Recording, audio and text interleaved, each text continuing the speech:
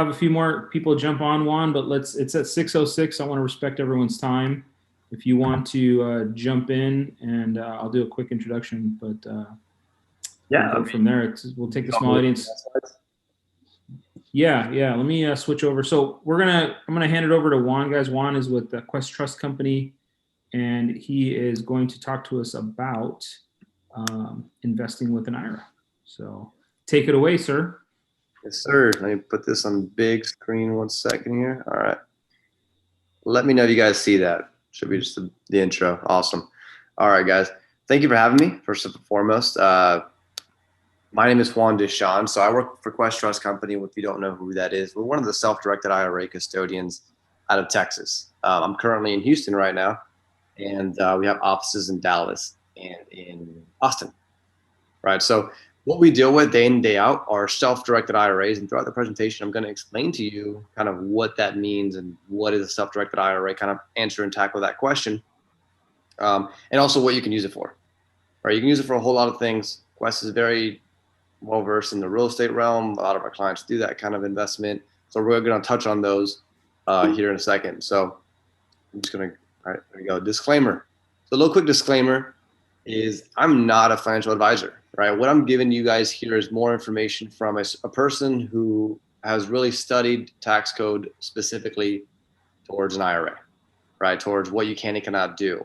But I'm not an expert I'm not a CPA, I'm not an attorney, I'm not an expert in real estate. By no means. I'm starting off myself in real estate, but I know how to apply the rules that I know with an IRA and apply the knowledge that you guys have with real estate and put those two together. And hopefully with my knowledge of the IRAs, you guys can use that to your advantage and towards your retirement building, right? Because the whole goal of this is to utilize retirement accounts and how you could continue to defer taxes, get tax-free profit. So we're really going to get into that in detail moving forward.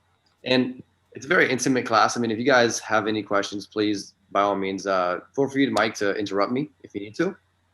If there's a quick question, we'll do Q&A at the end as well. But if there's a quick question, I don't mind answering it at all. I prefer something about the COVID times is doing Zoom presentations. We just do it in person. You don't get interaction. And so it's kind of like you're just talking to yourself for an hour. So I highly encourage just interaction. So please just answer questions. I can't see the chat box right now, but if you just interrupt me, that's totally fine. I'll keep an eye on the chat box, man. And we'll just all be the guy to stop you if something happens. So we're going to go ahead and start with what is a self-directed IRA. And primarily the biggest thing that you want to notice is that there is no such thing as a self-directed IRA account. When you go to a Charles Schwab, a Fidelity, whomever it is, you're dealing with IRA accounts, right? And we understand what that is. We understand that you can invest that into the stocks, bonds, and mutual funds. We kind of have a kind of grasp of what that means. But then people want to move to what's called a quote unquote self-directed IRA. That's not a legal term. The only reason why there's a different term in front of the IRA word is just because it tells you that you can use it towards non-traditional assets. You can use it towards real estate. You can use it towards commercial property. You can use it towards promissory notes. And we'll go through those examples. All right. So that's kind of the biggest thing here is understand that the rules that I'm going to go through right now are applied to all IRAs anywhere. Right. The only difference is what you can do with it. And so at Quest, we deal with the self-directed portion of it where you use it for non-traditional assets. All right. Some benefits and some things we're going to go over are diversification, right? Diversification is your funds right now, whether you have it in a 401k, whether you have it in an IRA somewhere, it's most likely going to be invested into the stock market if you have not dabbled with self-directed as of yet. And yeah, you can diversify. You can get some low-risk mutual funds, high-risk mutual funds, some CDs, whatever you got to do and diversify your portfolio that way. But is it true diversification? I'd argue it isn't, right? A lot of our clients have accounts with the traditional brokerage firms like Charles Schwab, Fidelity, and account with us. You can have multiple because that is true diversification. At that point, you're diversifying your opportunity to invest into real estate, have some money here, and invest into the stock market, right? This year was a huge example of that. When the market was doing horrible, right? People who had money in their IRA accounts that wasn't in the stock market, but it was invested into a promissory note. Like me personally, we weren't worrying about it. But individuals that had it in the market, they had lost all the return that they had realized until that moment. So that's why diversification is important. Think about that. Tax savings. We're going to go over the details of this, but ultimately all these IRA accounts have some sort of tax advantage, right? Some of them can give you deferrals. Oh, sorry about that, guys. Computer's freaking out. Some of them give you deferrals. Some of them give you tax-free growth, right? What is this? Ignore. Sorry. But we're going to see which account's going to be best for you based off of what you're looking for. Tax deductions, tax-free growth, tax deferral. There's going to be some sort of tax savings within IRA accounts, right? The other thing is social investing. This one is pretty interesting. The social investing really means is when you invest into real estate, you're impacting a community, you're impacting something other than just investing into a public company, right? So our president kind of puts it as when you invest into a property, if you buy a home or if you're loaning money out to a real estate investor, that real estate investor is out there outsourcing that to local contractors, putting money in local contractors' pockets, building a home, putting a family in that home, and that family a white picket fence around that house. So your money has a social aspect to it. And I think real estate in general is just a social kind of investment, right? You got to talk to people, you got to network, you have to be part of these Zoom calls, right? And then the last thing is invest in what you know best. That one is huge. It's just, if you are an expert in the stock market, absolutely go crazy with the stock market.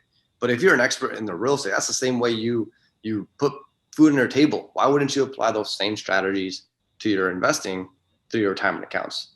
Most Americans have their money in these retirement accounts. Why wouldn't they apply the strategies that they're familiar with to grow that even larger, right? They probably can get a better return if they're applying what they already know, as opposed to just hoping that the market does well. Most people don't know how the stock market works, all right? So that's a little thing of what the benefits of this self-directed IRA is and why you'd want to maybe go this route. So kind of the bulk of it, and this is where maybe questions will come up, please ask them. But we're going to go over the 7 types of plans that Quest administrates and kind of the most 7 common plans that you would see at any custodian anywhere you go. We group them into 3 different categories, one being the personal plan, then the employers, and the specialty plans. So let's go in order. The personal plans are accounts that anyone is eligible to have, right? You're going to see terms like Roth IRA. Everyone talks about those. I'm going to touch on that in a second. But these plans are eligible for you as long as you have earned income, meaning you make some kind of salary, you make some kind of income on an annual basis, and you can continue to contribute to the plan, right? You can put money into the plan. These accounts, you may have one or the other. You may have one right now. These basically anyone with earned income can start one. You can have 5-year-olds with a Roth IRA, for example, right? The difference between the two is a traditional IRA is typically pre-tax money. So money in there you have not paid taxes. A Roth IRA money is after-tax money, money you have paid taxes on.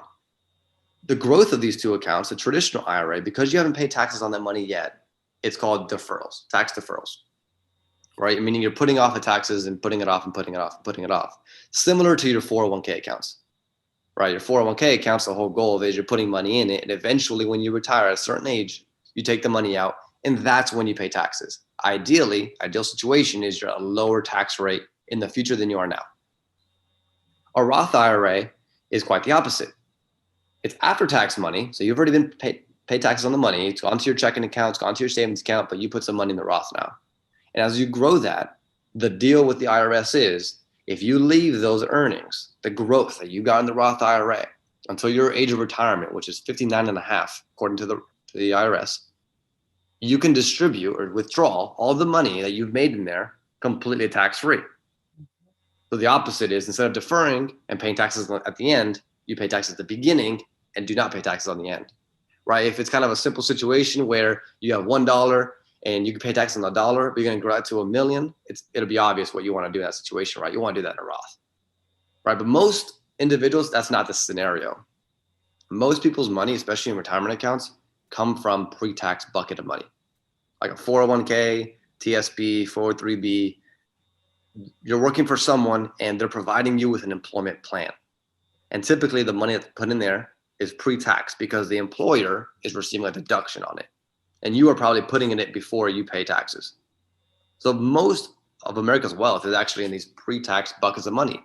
That's why most people, even at Quest or anywhere, will have a traditional IRA. That's why maybe someone on this call probably has a traditional IRA or a pre-tax type of account. And that's what you would probably be working with.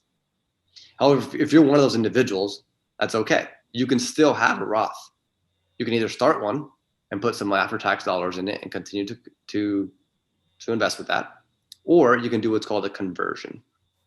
A conversion is when you take money from that pre-tax account, the traditional, and convert it to the Roth IRA. What you're deciding to do, and let's put numbers in place.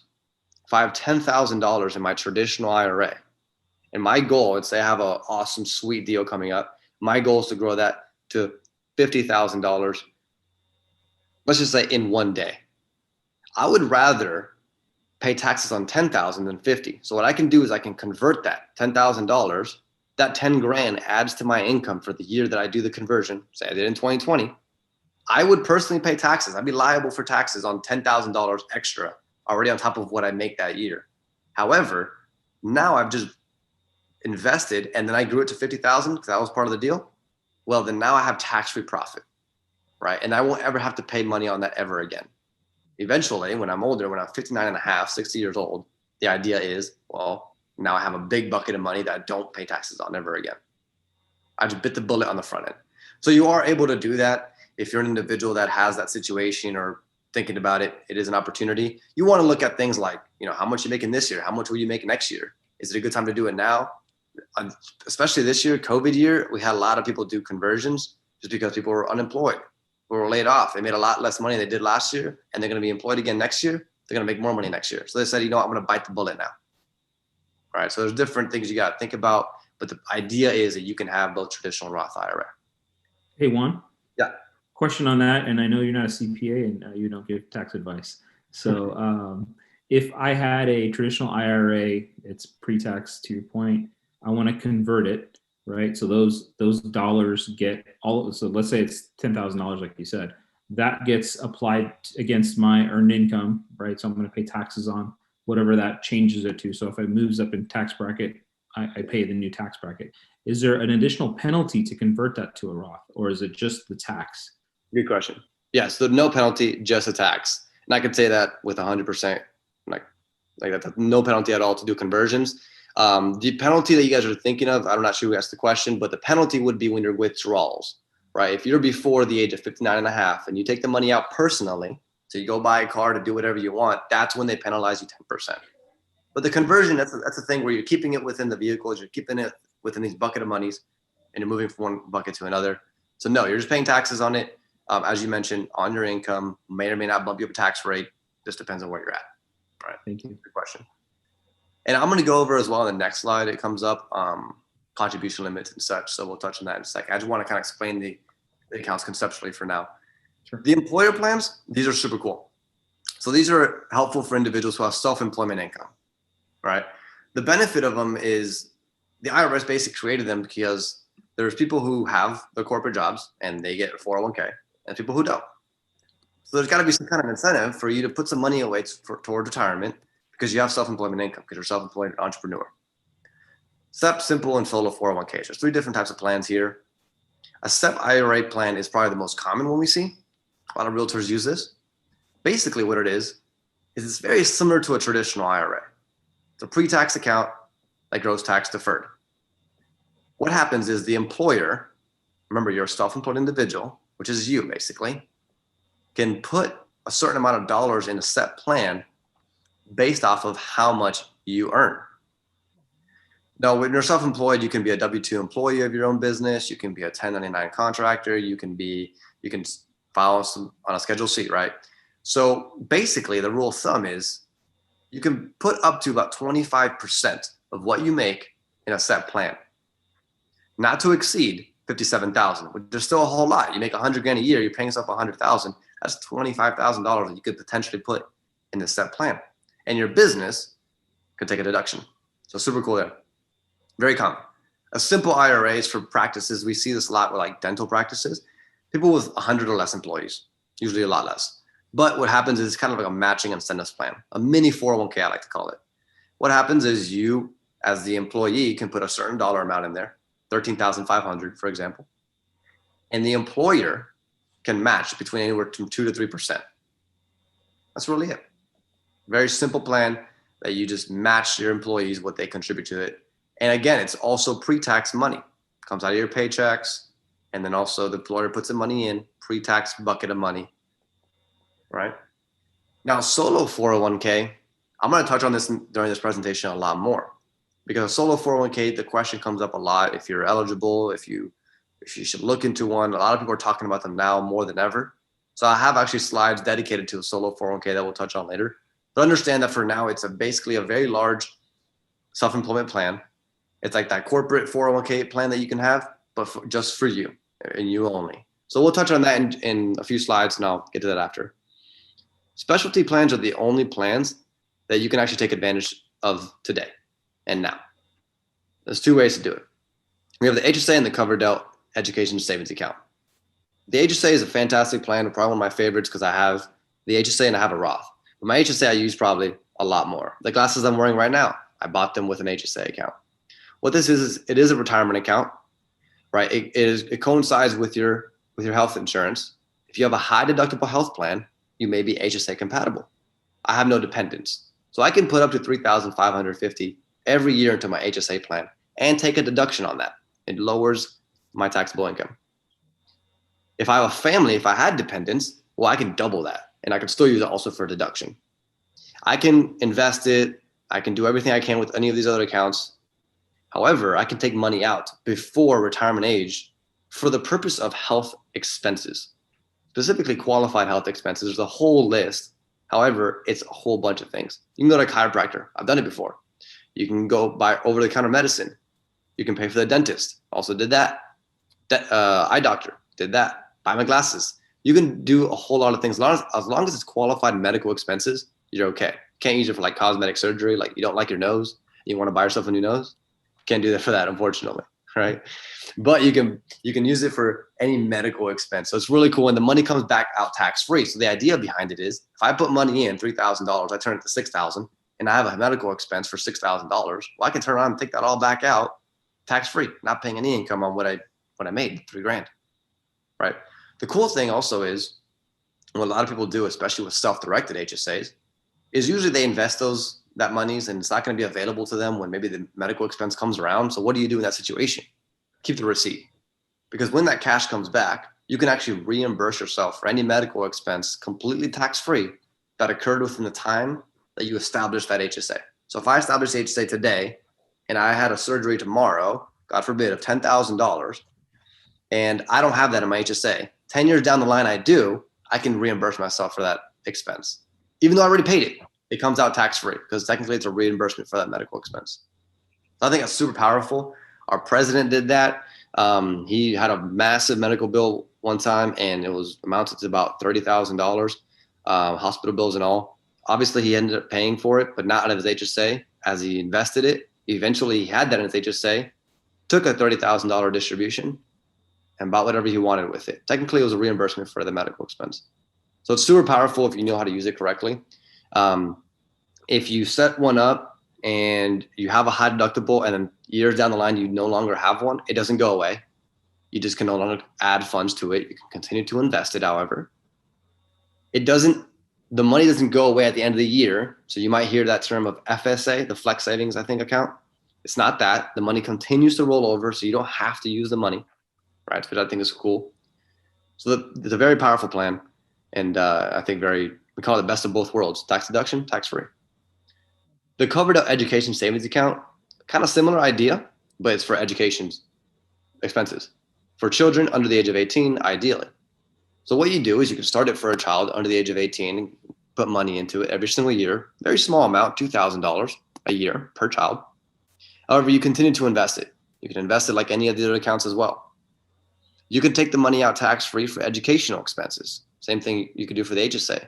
That can pay for books, uniform, tuition, college expenses, right? Backpacks, laptops, right? Whatever it needs to do for the educational expense, it can pay for that. Again, the idea behind it is invest that money, grow it, and the earnings you make, take it out tax-free to pay for those educational expenses that you will have, right? Especially if you have children or grandchildren, right? The thing is, after you turn age 18, you can no longer contribute. That contribution limit is $2,000. So ideally, you want to start when the child's young, right? To kind of accumulate that and continue to invest it. Compound interest will work its magic. And then once they turn 18, it doesn't go away. Continue to invest it. However, you just can't add more funds to it. Once they turn the age 30, this is where they can decide, okay, do I want to distribute this would take a full withdrawal and just take it as income, or do I want to pass it down? They can actually pass it down to maybe a child of theirs or a cousin, someone younger as well. So it can continue to be used. So pretty interesting there.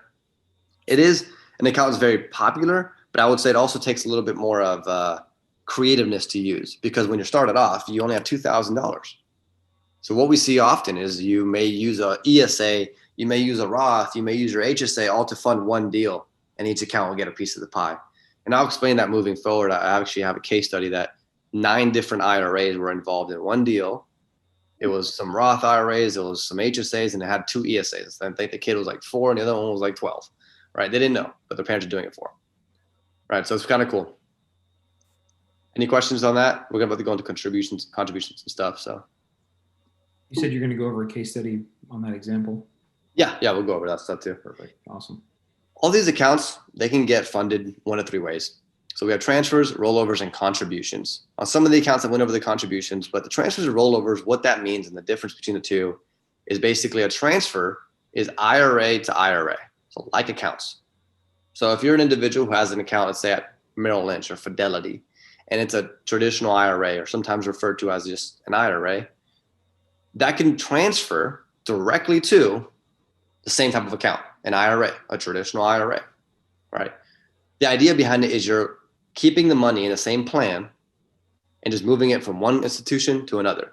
This is the transfer. Non-reportable, doesn't report anything to the IRS. It's just only you know it's happening, and it's just moving money from one place to another, right? You can do it as many times as you want a year, back and forth. That's how people have multiple accounts. That's how people diversify, because they may have an account at Fidelity, they may have an account here at Quest, and they'll transfer money back and forth. Pretty simple there. A rollover is when you have employer plans, like a 401k, 403b, those 3-letter abbreviation terms. You move those into an IRA. That's a rollover, because what you're doing is you're basically leaving one plan, which is completely different from an IRA, and you're putting it into a new plan. You won't be taxed, because what we do is we would move you from, if your 401k is pre-tax, we'll put you in a pre-tax IRA. If it's post-tax, we'll put you in a post-tax IRA. So ideally, that movement is not going to cost taxation. It's just moving the actual structure of, I guess, the bucket of money, put it that way. That's just the fancy term of rollover. And contributions are what you can personally put in a year per IRA account, per person, I guess. If you have a Roth IRA, for example, that contribution limit is $6,000 if you're under the age of 50 and $7,000 if you're above the age of 50. Traditional IRA is the exact same, $6,000 under the age of 50, $7,000 above the age of 50. These are the personal plans. I'll go see if I can go back here. Yeah. So these accounts, they're cumulative. So say I'm an individual with a Roth and a traditional IRA, by the way, I can only contribute $6,000 to either one of them, or I can split it, $3,000 each, or whatever kind of ratio you want to put it. But I can't put 6 in each, right? They're kind of considered one group. The employer plans are considered separate, so that's okay. And so are the specialty plans. These are the only ones that are kind of considered the same, but they work different. It's interesting, right? So that's the 3 ways that you can put money into the accounts. Question, Juan. Yeah. It's question for you. Now, when you transfer from, say, for example, from Fidelity to your company, is there some kind of limitation on how much we can transfer, or is that up to us? Great question. So it's going to be up to you. Okay. So transfers and rollovers are not capped. The only thing that is capped annually are contributions. So you can move over whatever you have available, half of it, 25% of it, whatever you need. Okay. At times, with self-directed IRAs, the money sitting in there does not make any money unless it's invested. Right. Sure. So usually you move over what you need, right? You may move over, let's say you invest in 50 grand, you move over $50,000, maybe $51,000 to cover transactional costs and fees of the custodian. But usually you move over what you need, because otherwise your money's sitting there in cash doing nothing. Yeah. Another question. Another question for you. From your standpoint, do you see a lot of people that invest their money into their IRA account into real estate? Do you see a lot of that's happening? Absolutely. So, and actually, this is kind of soon in our slides, it kind of leads me to that, but you'll see that Quest, although we deal with self-directed IRAs, and you can invest into almost anything that's you can take title to with your account, and it's private. A lot of real estate investors, right? Quest has kind of created the company to facilitate real estate transactions because that's kind of mostly what we see. But we see it in two different ways, passively or kind of actively. A passive investment would be kind of like commercial property, right? Here's my capital. I'm giving it to you to invest my capital and give me some kind of return after a few years, right? That's a passive investment. Or here's my money. I'm going to loan you this money. You're going to pay me interest. That's a passive investment. Very common. Probably most of what we see is that approach. The other approach would be actually taking title to property. I'm going to use my IRA account, buy a piece of the house. The IRA owns this house. Tenants live in it, normal situation, but they're paying rent not to you, but to the IRA. That's a more active approach, which happens probably less, but still a good amount of people, right? So yeah, great question. We definitely see all the time. And I think our company wouldn't be here if it wasn't for real estate investors and using IRA. That's kind of mostly what we do. So absolutely. Yeah. I'm sorry. I have another question for you. Go ahead. Now, would you say that I'm familiar with traditional IRA and Roth IRA account. This is very attractive, especially when you have a lot of money in the Roth IRA account. This is very attractive way to invest real estate. Yep. I didn't know that you could use Roth IRA. I thought you could just use the traditional IRA. Yeah. So now this becomes more attractive to me now. So, okay, that's good. Good information. Thank you. We're not done yet. Okay. Beginning. Yeah, no, definitely very attractive, especially as you mentioned, Roth IRA, because think about it. If you're an individual, the retirement age is 59 and a half. Let's say you're close to it or you're even past it. If you're an individual doing transactions with the Roth IRA, you can essentially have tax-free income, right? Yeah. You can funnel it through it. Of course, you need the capital for it and all, but that's the idea behind it. That's kind of the goal that we want to get you to. Especially when you're a young person, exactly. It's the way to go. Exactly. So for a lot of young individuals, I mean, myself included, I'm 25 years old. Myself included, I started my Roth IRA about 2 years ago. The whole idea behind it is making contributions, right? Put in $6,000 in, put it, if you can, of course, or you can put it in. But with a subject IRA, you got to find those opportunities. But let's say I do private lending. An example of mine will come up soon. And I want to receive about 12% interest, right? If I continue to do that and continue to contribute, compound interest will work its magic, right? And then eventually when I become 60 years old, that should be a massive account. That's the idea behind it. So absolutely, when you're younger, you have the time to do it and the money to put away. So it's definitely something to consider. And that kind of brings me to my next point here. I mean, when you are young, or when maybe you don't have, 100 grand in a Roth IRA or 100 grand in traditional IRA, you may be eligible to have multiple accounts. These all accounts can be partnered together, right? This page right here is an example of what it looks like when multiple IRAs take ownership of one investment, whether it be a passive investment like we spoke about, or whether it be taking title to real estate. An individual vesting, which means the actual name of the individual IRA account, is Quest Trust Company, FBO, John Smith, IRA 1, 2, 3, 4, 5, right? But when you use multiple accounts, what happens is there's an undivided interest between those accounts. In this scenario, it's 50-50. So you can see that you can use multiple accounts. These can be multiple accounts of different people, me, my friends, or this can be me, my Roth, my HSA, and my child's ESA, or my Roth, my HSA, my wife's Roth, my wife's HSA, whatever it is, right? You can use multiple accounts, and each one of them will get a piece of the pie. And an example of that will come up soon. So you can think about that. Hey, I have an HSA plan, I have a Roth IRA, and I have a traditional IRA. That's 3 buckets of money I can use to fund larger projects, right?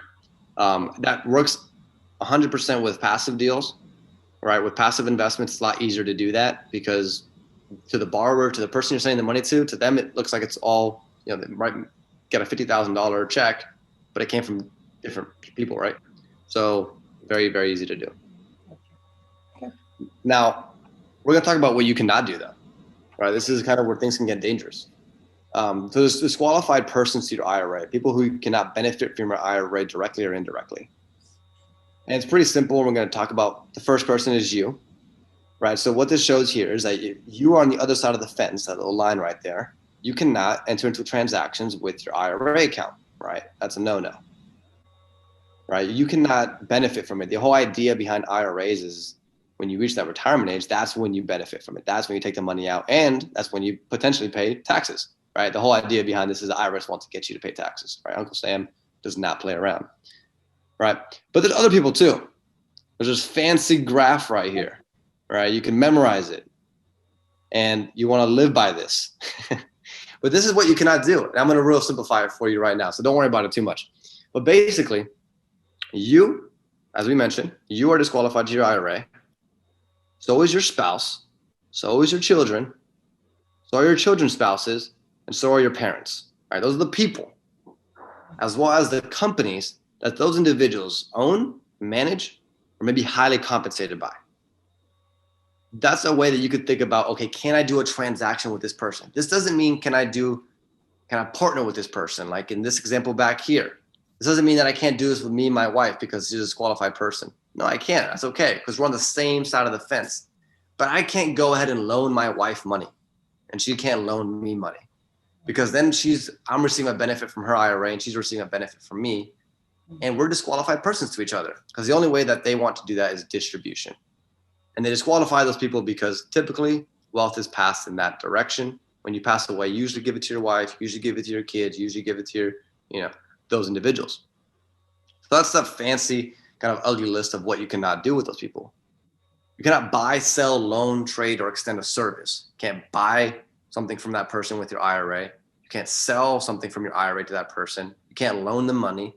You can't buy a home and let your son live inside of it even, right? That's not the purpose of this. That's not an investment property anymore, right? You couldn't live in a property that you own. That happens all the time. People buying beachfront property within the IRA accounts and want to go ahead and live inside of it. Unfortunately, if you want to live in that house, you would have to own it yourself personally by taking it out and distributing, right?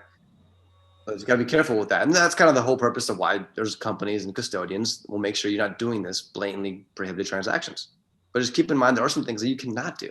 But besides that, if you're not dealing with these people directly, if you're doing a transaction with someone that's not one of those individuals, you're usually in the clear. Investment-wise, what actual investments are not allowed? There's only two of them, right? At Quest, will only facilitate private investments, but that doesn't mean you can't do stocks. That's just with another company.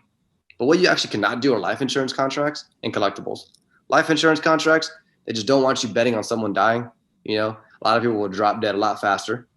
And collectibles, there's just no intrinsic value for it, right? There's no, piece of art, for example. The IRS always needs to know how much is in your IRA, how much it's worth, how much the asset's worth, because that's how they know how much they can tax you. But a collectible, I don't know what it is, right? A piece of art that may be $1 million to someone might be $25 for me, right? I'm not into art. So it may not be the same. So there's no value to it. So they say, collectibles, you can't do it. Right, so those two things you cannot invest with an IRA account.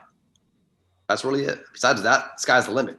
You have real estate, right? You have private entities, and you have promissory notes. This is the same way that we also split up Quest Trust Company in 3 departments to help you with their transactions. Real estate, those are when you're actually taking title to real estate. Private entities, if you're interested in commercial property, investing into apartment complexes and such, this is where you would be in. Because typically you work through a limited liability corporation, an LLC, right? You're usually working through where you're giving your money to an LLC. That LLC is going ahead and working on the project, right? Limited partnerships, joint ventures, and trusts as well. There are ways to get your money and capital working in very creative ways where someone else kind of does all the work, where they're kind of just using your capital as an investor and you receive pretty good profit. And then promissory notes is where you act as a bank. You are loaning money to an individual. Right, I have an example of a loan. Right, I give you this money, I pay me X amount of interest, I have a first lien position on your property. All right, you act as a bank. So those are the kind of 3 different things we see with the accounts.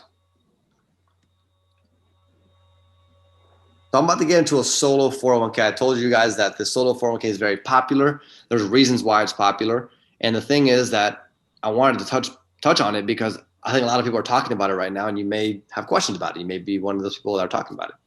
A solo 401k is for self-employed individuals. For people who have no employees and have some sort of self-employment income, doesn't have to be a certain amount, but want to provide themselves with a pretty flexible and account that gives them a lot of power. And it comes in handy as well when doing doing real estate investments, whether it be passively, whether it be through an LLC, or whether it be buying real estate debt leveraged. Right? There's a lot of advantages to it, and we're going to go through those advantages briefly, so you guys understand and see if this is an option for you. So again, who should have it? Self-employed, company owners, got to receive some sort of self-employment income, individuals with no common non-employees, so you can contract and hire people. In short, just be self-employed, right? So the biggest advantage, or one of the big advantages, I'm going to move this little thing here, blocking half my screen, is checkbook control. Checkbook control means that you actually are the ones writing the checks. In all of the IRA accounts that we have discussed thus far, you work through a custodian. You work through someone like Quest Trust Company to make your transactions possible. You tell us, hey, I want to make this investment. You work through one of our departments. They're the ones moving the money from point A to point B. We're not giving it to you to send it to someone else. We're moving it directly to them and receiving the funds and handling the bookkeeping, handling the administration. A 401k just gives you complete checkbook control. You have access to it. You're the one writing those checks. You are the one that says, you want a $50,000 investment for my 401k? There you go, all right? You are that person. That's a huge advantage. You don't have to go through a custodian anymore. So if you're looking for that, this may be a plan for you. But also has some dangers, right? You have control of the checkbook. That's a danger in itself. Like Spider-Man, great power comes great responsibility, right? You got to be careful because you're still under the same rules of what you cannot do. So you can't just be going out writing checks out of your 401k because that's where your money is. Right? If you have $100 grand in your 401k right now, and you're like, I'll get the solo so I can have a checkbook and buy myself a nice car. No, right? You still want to utilize it the same way your employer would if you worked at a corporate job, right? For investment purpose, for your retirement purpose, and for, for real estate purposing. So advantage 2 is large contributions. We touched on like a traditional Roth IRA limit to $6,000 or $7,000 a year on what you can put in personally. The 401k gives you an advantage to put a lot of money in. Personally, you can put up to $19,500, possibly an additional $6,000. So almost $25,000 just from you personally. And then from another side, your employer can put even more money in. We touched on that step earlier that you can put about 25% of what your employer pays you, or your self-employment income. Well, you can do that same thing in the 401k. So it kind of combines those two. So you can put potentially, if you're 50 or over, $25,000 basically as an employee, and maybe a lot more from the employer side. That amount can be up to $57,000 or $63,000 if you're over the age of 50. So you can put a lot of money in there just by contributions, taking deductions, et cetera. And it's very advantageous over the other accounts that have smaller limits, right? So that's a huge advantage in itself, just large contributions. Hey, Juan. Mm-hmm. So yeah, I think this is perfect. This is exactly what we're going to get to. So again, I'm a sole proprietor, business owner, but I am a W-2 employee. That's the key designation, right? Because then I have an employer responsibility, and then I have a employee responsibility to contribute. You got it. Yeah, exactly. So with a 401k plan, you're kind of acting as two different people. You're the same person, but you're acting as two. You're the employer and you're the employee. So as you can see here, this chart I think makes it easier to understand. The employee has a salary deferral and can even be after tax, whether it's 19.5 or 6,000 plus if you're over the age of 50. And so does the employer. And that depends on your earnings. All right, and there's a combined total cap and everything. So this is a really good graph to understand kind of basically what the contribution limits are. So as you can see, a lot of money. And there's no, like on a Roth IRA, there's no income limitations? Good question. Yeah, no income limitations on your contributions to a 401k, as well as you can see here, you can do after-tax contributions to a solo 401k, no income limits as well. I didn't touch on that, so for anyone that doesn't know what that is, in a Roth IRA, if you make too much money, if your modified adjusted gross income is above a certain amount, you may not be eligible to contribute directly to a Roth account. But you could contribute to a traditional, and you can convert. There's no income limit on conversions. There's still a way around it to acquire a Roth IRA. You just got to work a little bit double, right? Yeah, great question. The other one is loans to yourself. So like a 401k at a corporate job, you can loan money to yourself. All right, so if you're in a bind, you need some money, you can actually loan $50,000 or 50% of your 401k account, whatever's less. In this year, because of COVID and the CARES Act, it raised it to $100,000. Regardless of the balance, you can do a loan. But essentially what happens is you have to pay that back with interest within 5 years. It doesn't hurt too much because you're paying yourself back, but it is something that you pay back. So it's not a distribution. You don't pay taxes on it because it's a loan, but you would end up paying it back. The rates as to what you pay it back are usually prime rate plus 1 or 2 points, what you would want to put there. Right? You decide ultimately what the points would be, but that's kind of a good base to go off of. So that's a big advantage because on IRA accounts, I get the question a lot is, hey, can I use that money to give it to myself? I'll put it back eventually. No. 401k, you can though.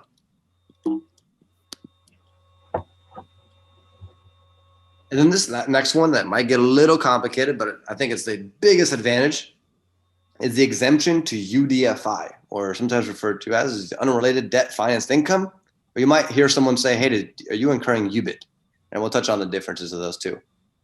But the 401k has an exemption to this, to UDFI, which basically happens when you take on debt leveraged real estate.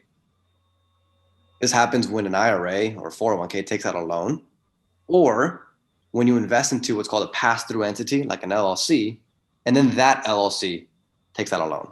You would still incur this taxation. So I think this page is better. So UBIT. UBIT is the actual tax, or UBTI, whichever one.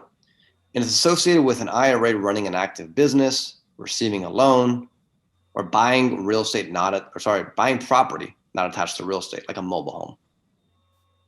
Unrelated debt financed income is like a subsection of it. The way I kind of explain it, I like cars, is I explain the UBIT as a Volkswagen, and UDFI is like the Jetta. It's one of the types of Volkswagens you can get, right? So it's like a subsection of it. And the 401k has an exemption to this little subsection of this tax. Now, why would you want to avoid this? Why is this a bad thing? Well, first thing is you're kind of probably using the retirement account to not pay taxes, so you want to try to avoid that. Second is it actually gets taxed at a pretty high tax rate. On this top right corner here, you can see what I'm talking about. Now, I'll explain this in a little scenario in a second, but basically look at these numbers. If you make $13,000 in profit, you could potentially be taxed 37%, right? It's pretty high. But the way this works is, I'll give an example. If I buy a home, if I want to buy a home for $100,000, let's say, but I only have $60,000 in my IRA account, and I go out and get a loan for the $40,000 that I need. Let's say I'm going to buy and sell in a day and just double my money. I am, in this scenario, 40% debt leverage. I borrowed 40% to buy the property. I turned around and doubled it. 60% of my profit would go back into my account free and clear, right? Because I used IRA money. That money should not be taxed. But the IRS says I went outside of my IRA money and I received a loan for $40,000 for 40%. So that means that 40% of my profit was made using non-IRA money. So the IRS, of course, found a way that, hey, we can tax you on that money, right? So you look at how much you made in that percentage, and that's what you end up paying taxes on out of the IRA account. Not you, the IRA pays taxes. So this happens to IRA accounts, and this happens a lot with highly debt leveraged investments like commercial property, right? When you're investing into an LLC, they're usually getting the money to go towards a down payment on a larger project, but they're going to finance. And so your profits, whenever they sell or whatever happens, will probably be heavily debt leveraged. So you may end up paying this UDFI tax. Now, again, this is something that if you do get involved in, I have some referrals for CPAs that definitely assist, and you want to look into it. There's nothing to be scared of. It's just to be aware of the situation. And it kind of also explains why the solo 401k is so sought out. It just waives that. Even in my scenario where I doubled my investment and I used 40% debt, I do not have to pay taxes in a 401k, but I would in an IRA. Right. Then you still incur this tax in a 401k if you run a business. So the way they think about it that way is if you have a lemonade stand and if you're running a lemonade stand next to another lemonade stand, but yours is under a 401k account, it'd be unfair if you didn't pay taxes because your prices would probably be unbeatable. So what they say is if you're running a business, they're going to tax you like a business, and they're going to put you on this tax rate right here. So don't be running businesses in 401ks or in IRAs in general because you're going to be taxed like one. But debt leveraging is definitely a strategy that's used commonly. It should be used. It's very smart to use it, but just be aware that there may be taxes. In a 401k, you can avoid it. Other ways to avoid it if you're not eligible for a 401k is your investments is loan money. When you're loaning money, you don't have to worry about that. You're just loaning the money. And the other way is investing into taxable entities like C corporations. C corporations, we call it the C blocker. A C corporation pays taxes at the corporate level. So before it passes taxes down to the shareholders, it's already paid taxes. So the IRA wouldn't have to. Hey, Juan? I hope that made sense. Yes. So an example, right? I'm a passive investor. I'm going to invest in a real estate syndication. I'm going to use 50,000 and put it into an apartment building, for example.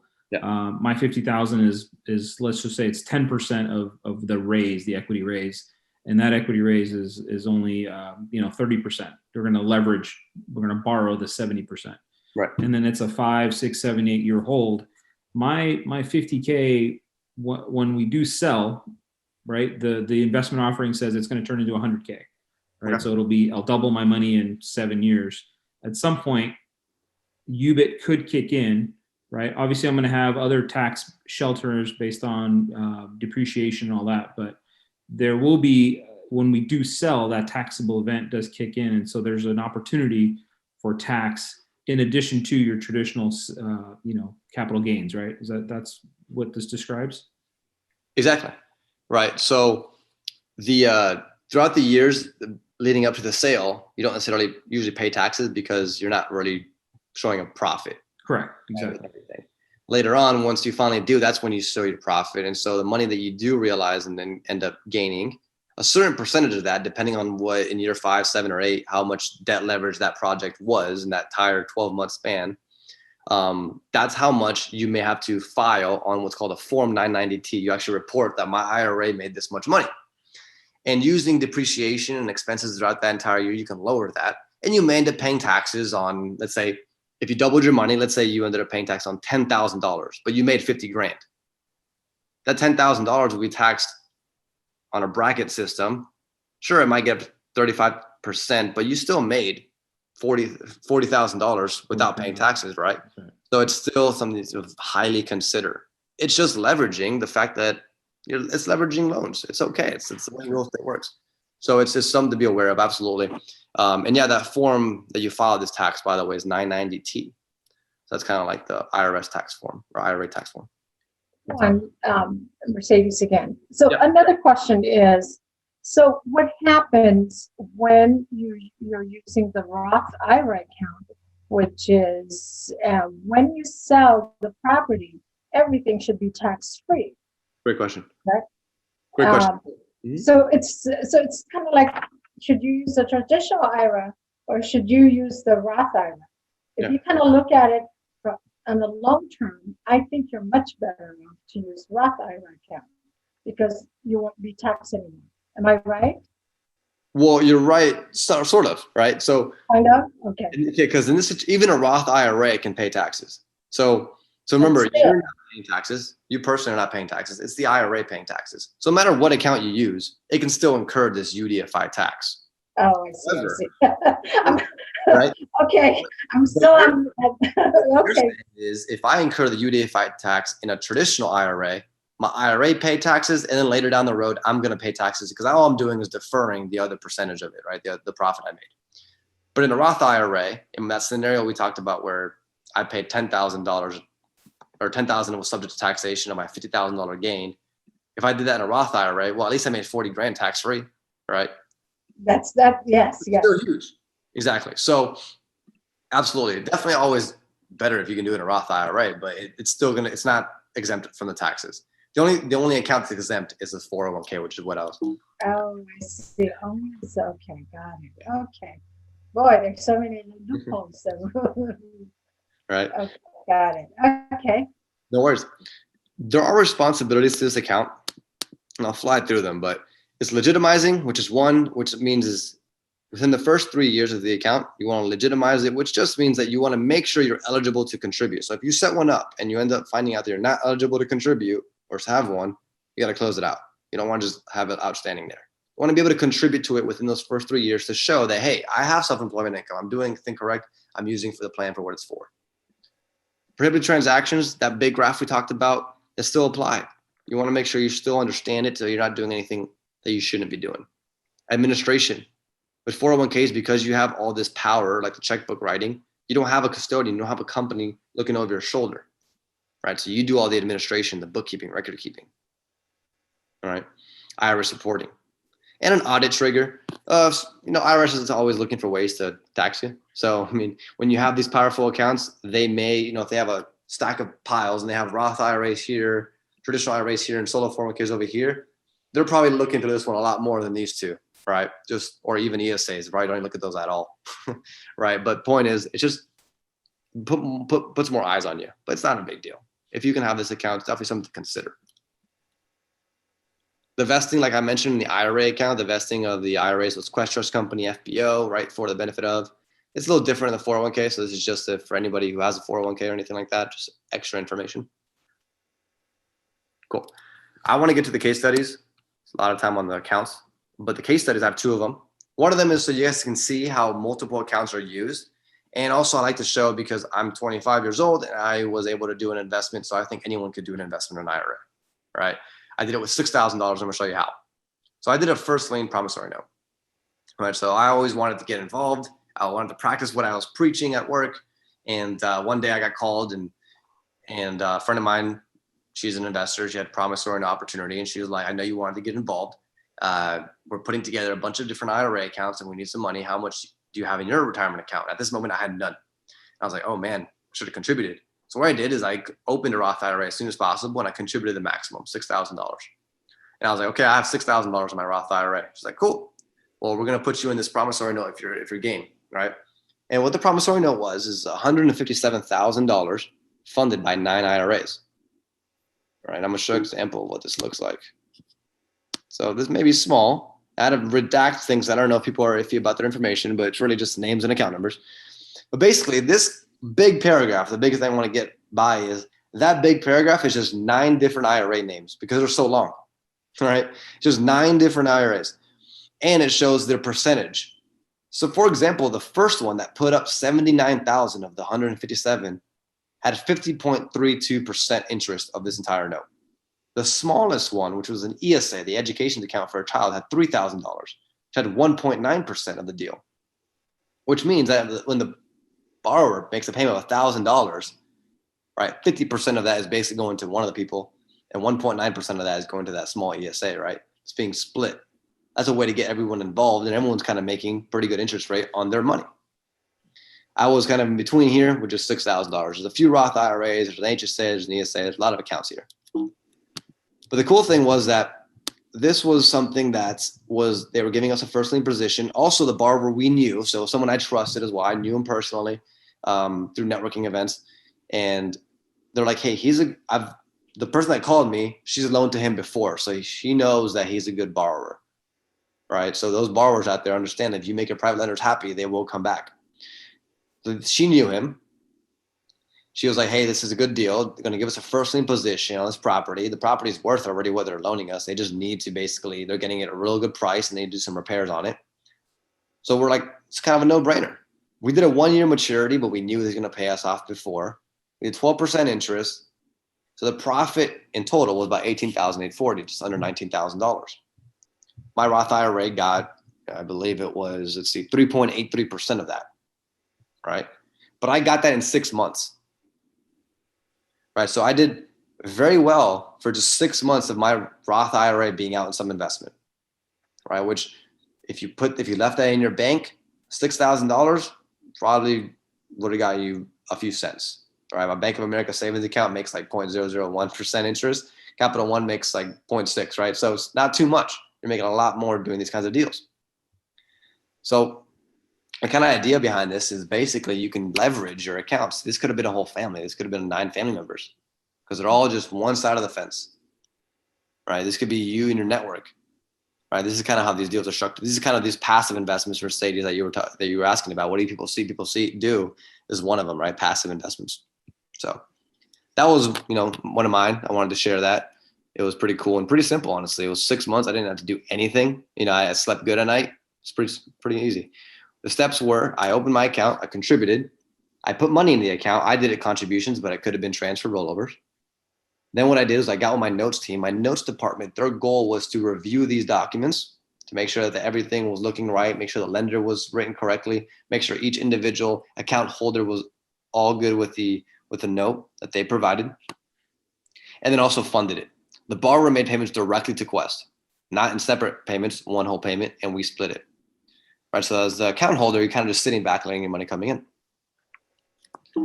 Now this next one is a little bit more hands-on. Oh, actually, I have some keynotes here. Sorry. We negotiated terms, right? So you negotiate everything. The Quest doesn't do anything. Quest doesn't have any deals for you guys. It's all you guys finding these deals through the networking opportunities. All lenders, I mentioned that we put some documents in. Borrower made one payment. Talked on that. We closed our title company. We used lender's attorney. So we kind of used our legal team that we wanted to use outside of Quest. You choose the note maturity date, you choose the interest payments. And the biggest thing is that we use tax-free accounts, right?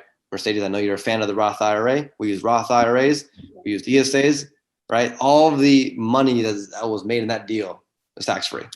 Now this is a different scenario, more of buying property and how you can actually take title to property, right? So this is an individual who rolled over a former employer plan, a 401k. So they had all their money in their 401k account. This is usually what happens with Americans' wealth. They rolled the money over to a traditional IRA because their 401k was pre-tax dollars. So they didn't want to be taxed at the moment. They don't want to put it in a Roth yet because they'll be taxed. So they just moved it to a traditional, kept it in the same bucket of money. They're not pay taxes on that. They found this opportunity to buy this property for $330,000. This was in a pretty good area in Houston, but it was way back when. So it was a good price. The offer was made and the title was drawn up. And again, this is the vesting. This is the name of the IRA account, the actual thing that's going to take title and be on the deed. So the property is owned by the IRA. So all the rents are collected and deposited to that IRA account, right? Not to you personally, right? Another thing to mention is all expenses are paid with this IRA account. So anytime there's like a plumber you got to pay or whatever it may be, that's also gets paid out of the IRA. This guy was getting about $5,000 a month, right? 10 unit property. So he's getting good return here. 19% annual return on money invested. And he's also just getting the appreciation in the cash flow, right? So not just the cash flow, but the appreciation of the property, right? That's something to think about because as the property grows, eventually when you sell, that's when you're making big bucks, right? All this was completely tax deferred. Now this property was in a great area in Houston. I think it was in the Heights, right? So what happened was this $330,000 property eventually became close to $1 million in about 10 years or so. Nice. Right. However, this individual didn't do a Roth conversion, right? Because what he saw at the time that he did his investment was $300,000. I'm not paying taxes on that. No, that's gonna be a huge tax bill. So he left it there. That's okay. That's what most people do. But what if he would have done a conversion then? Really bite the bullet. Now, if he was able to, right? Maybe half of it and the half later, or whatever it may be. But what happened is that appreciation of his property would have grown tax-free. And eventually, even though he bit a huge bullet, $330K is not little, then he would have had, close to $1 million Roth IRA, right? So that's always something to consider. If it's a good opportunity to do conversion, consider it because you're going to bite yourself in the butt if that deal is amazing and you wish you had done it tax-free, right? Hey, So on that deal. Yeah, sorry, go ahead. Sorry, Slade. On that deal, so John Smith, he could be a disqualified person if he was engaged in the activity of managing the property, right? He's got to be completely removed.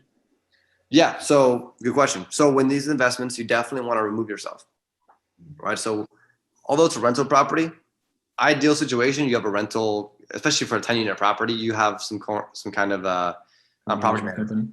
Yeah, right. You kind of want to pay. I think anything over 4 units, I think you have to have a property manager, right?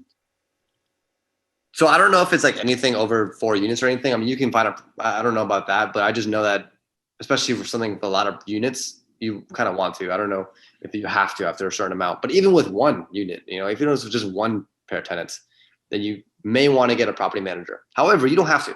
You're not forced to. But as long as you understand that those tenants need to make payments directly to the IRA account and the IRA pays expenses, not you, right? That's where you get in trouble. Now, real life situation when things happen with, especially with real estate, is if Saturday you need to go in there and fix a light bulb or do something, right? We're not expecting you to let all hell break loose because it's a weekend and Quest is closed and we have the money for your IRA account, right? So in real life situations, there's ways around these rules. But what happens is if you have to go in there and make a repair, and let's say the contractor's charging $1,000 for the repair that you had to do on a Saturday, but it was an emergency, obviously you had to get that paid. I would recommend, don't tell us how that was paid. Just make a contractor happy, get them paid, call Quest and be like, hey, you can do a few things. You can be, hey, my tenants, maybe have the tenants pay for it and have the tenants get reimbursed by your IRA the next following business day. Or have what we call our Bob solution. Have someone in place that you can go to, which is a non-disqualified person. Let's say like your brother, right? Your brother may or may not have paid the contractor. Maybe your brother, who knows? Your brother's not disqualified to you. You can say, hey, custodian, my brother paid $1,000 expense this weekend for my property. I need to reimburse them. We would easily be able to write that check because we're writing that check to someone that's not you. Now, do I know if your brother's like your neighbor, your brother just Venmoed you the money? I don't know, right? We don't know that. So we call it the Bob method because the IRS is not in the bushes watching you, and there's real life situations that you got to take care of. Sometimes that's your property manager. Sometimes you don't need a property manager. There's just ways around those rules that you want to be prepared for. And that's why we don't see many people investing into these active investments where you get to be on top of those kinds of things because it comes with a kind of headache, right? But with passive investments like syndications, you don't have to worry about that because you're just moving money. Someone else is using your money to do the project. You're kind of hands free, which is why that's more popular than these kinds of investments. Sorry, go ahead. Exactly. So me as an active syndicator, I should not use my own IRA for my own deal. It would be other folks investing in it, right? Yeah, exactly. So even though Mike knows this is going to be a fantastic deal, he has to exclude his IRA account. Right? I got to find another deal. That's what I got to do. Find another deal. He can't even put his wife's IRA in the deal. Your parents can't be involved in the deal, and your children can't be involved in the deal, right? So unfortunately, but you need to find another deal. Perfect. Now, this is almost my last slide here. And the waste of profit now is really OPI, and it's not nail polish. It's other people's IRAs, right? Other people's IRAs is if you're an individual who, kind of the way Mike's using it, right? If you're an individual who's looking for capital, don't have your IRA account, but you're an investor, you're trying to put food on your table, you're trying to make deals happen, look at financing from IRA accounts. Don't just look at banks, hard money lenders. So now that you know that this is a possibility for IRA investors to do, you can take this knowledge, tell other people about it, right? If you're a realtor, you can basically broaden your client list because now you can say, hey, my client doesn't have enough money to buy a property themselves cash, but maybe they have a lot of money in their retirement account, right? So you can use retirement accounts. You understand that this can be possible now. This is another way to leverage that. People within your own network, people within your family, right? If you know your brother was making good money, but they just happened to lose their job, you might want to go up to them and say, hey, what are you doing with that 401k, right? You could actually potentially loan me that money. I don't know if you want to have your brother loan you money because if you foreclose on them, the following Thanksgiving is going to be weird. But the point is that you could potentially use your network's money, right? So just think about that. That's ways you can profit today by using other people's IRAs. Always, so this is kind of the end of it. You can always call us, right? Client or not client. We have expertise on IRA accounts in general. So just give us a call if you have any questions in regards to it. That's the email for like our department of the IRA specialists. That's my email. So feel free to contact me whenever you guys need. I'm here to help. Again, you don't have to be a client for it. So happy to help any way I can. If there's more questions, guys, I'm happy to answer them tonight. So. Thank you, Juan. That was very good. Nice job, Juan. By the way, guys, so I reached out to Juan, but I'm also a client of Quest, and that was my experience with them. And Juan isn't going to send me $20 or anything, but I will plug the company. I invested passively about a year ago into a couple of deals, and it was the same situation. I didn't necessarily have the liquid cash to be able to invest, but I was on a webinar and it was run by Quest on another syndication. So there was another syndicator that was looking at a multifamily deal, and they brought Haley on. And so I listened to it. And I'm like, I can use this. It was an epiphany for me. I had no idea you could even do this. And so I took my traditional IRA and I invested into a couple of deals. And so I don't touch the money. It goes completely there. And the process is pretty smooth. The beauty, the other thought part I really like is besides my own vetting, so you got to do your own due diligence on the person you're going to give your money to, right? Whether it's your money or your IRA's money, it's still your money. But Quest does a really good job they go through all the paperwork as well. So if you haven't done a syndication, there's a PPM, right? A memorandum. So it's an offering memorandum.